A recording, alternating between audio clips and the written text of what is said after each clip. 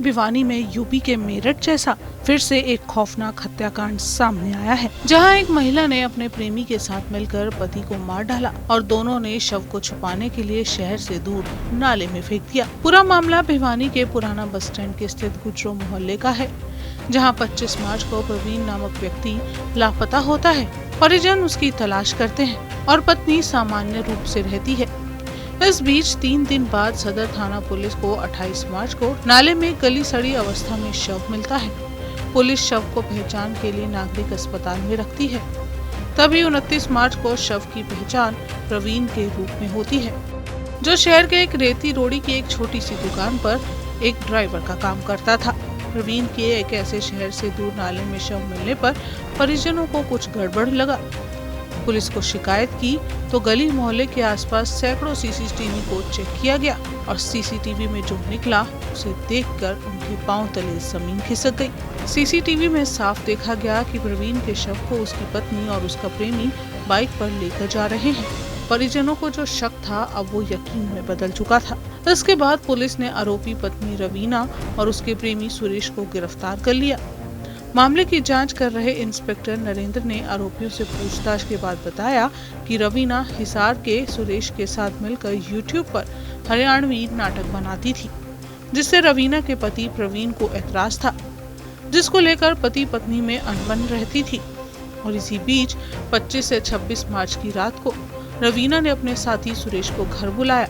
Police का कहना है कि 25 से 26 मार्च की रात को ही रवीना और उसके पति में झगड़ा हुआ था और झगड़ा इस कदर बढ़ गया कि रवीना ने ठान लिया कि वो उसकी जान लेकर ही मानेगी। इसके बाद रवीना ने अपने प्रेमी के साथ मिलकर प्रवीण का चुन्नी से गला दबाया और रवीना ने फिर सिर पर डंडा मारकर अपने पति को मौत के घाट उतार दिया। मर्डर जो है जो मृतक है उसकी पत्नी और उसका एक साथी है सुरेश, उनके द्वारा किया गया था। और 25-26 की रात को इनका आपस में पति पत्नी का झगड़ा हुआ था, जो उसने अपने साथी सुरेश जो भिवानी में ही रहता था उसको टेलीफोन करके बुला लिया और उसके आने के बाद ही इन्होंने इस घटना को अंजाम दिया।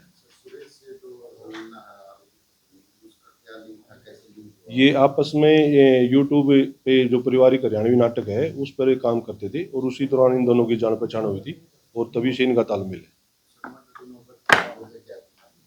मर्डर की जो हमारी इन्वेस्टिगेशन के दौरान पूछताछ के दौरान यही सामने आया कि भाई जो पति पत्नी का जो झगड़ा रहता था कि भाई वो इस यूट्यूब चैनल पारिवारिक चैनल पे काम करती थी, उस पर ही इनकी आपस में कहा सुनी और तू मैं रहती थी।